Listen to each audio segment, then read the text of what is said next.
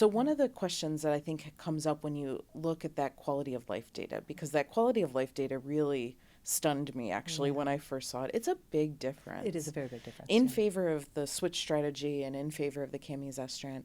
Can you talk a little bit about what you think that impact is physically, emotionally, and psychologically on the patients who are going into this routine testing? Yeah. Again, I mean, you have to, if you get really granular, if one does not switch as per a molecular emerging resistance paradigm like Serena-6, then what you're doing is you're saying to a patient, you're going to one day get a call from me with your scan result. That's bad news.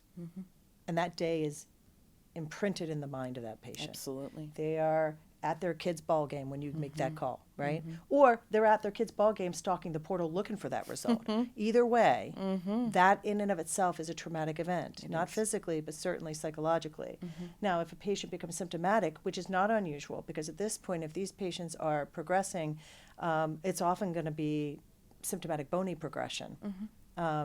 Then you're scrambling with that. Are you waiting for the next systemic line to kick in? Are you radiating that site?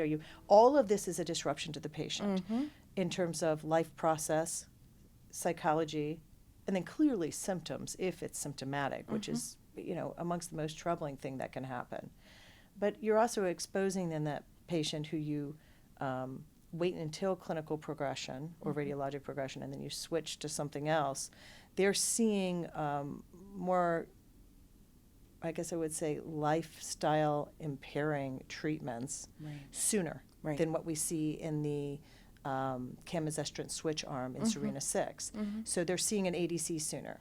So then they're seeing their 30 to 40% potential for alopecia not protected by cold capping sooner. They're seeing infusional therapy sooner. They're getting a port sooner. They're seeing nausea, asthenia, all these things sooner. And that is sooner and continuous. So even if that next line option is one that has a durable response, which is great. Like, we celebrate the fact that we have in this population ADCs, multiple ADCs, right? That offer sustained benefit after endocrine resistance develops. But once they're getting those, that is a whole different life. So that's what is wrapped up in that quality of life, that global health. It's pain, it's fatigue, it's the process of being a patient. This may seem obvious, but when you take one individual through the process and those stories of every visit and call and result are in your mind, you see the impact. You do. And if you get a lab result that says, oh, okay, the ESR mutation's here, it's okay, we knew this was going to happen. Let's switch before we have a problem.